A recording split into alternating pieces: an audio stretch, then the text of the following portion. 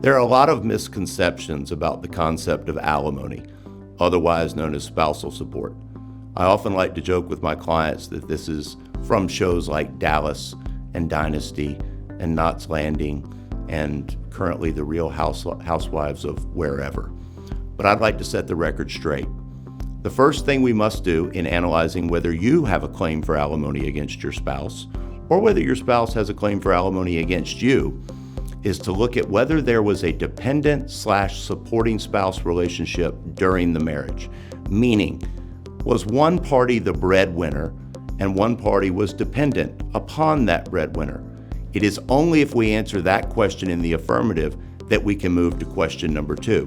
Question number 2 is, okay, we have a dependent supporting spouse relationship.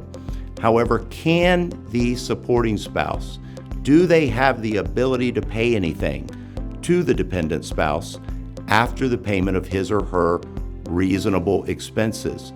Also, we must look to see if the dependent spouse has a true need after we subtract his or her reasonable needs and expenses from their income after it has been netted down.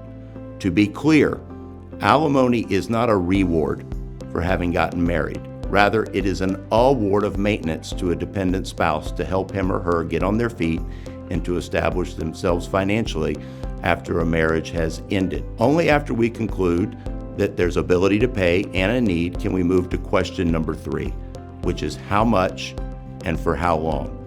This is decided by a multitude and myriad of factors such as marital misconduct, infidelity, for example, the length of the marriage, the health of the parties, and other factors which we can talk about. Please call Coggin Law if you're interested in finding out whether you have a claim for alimony or whether possibly you could be sued for alimony.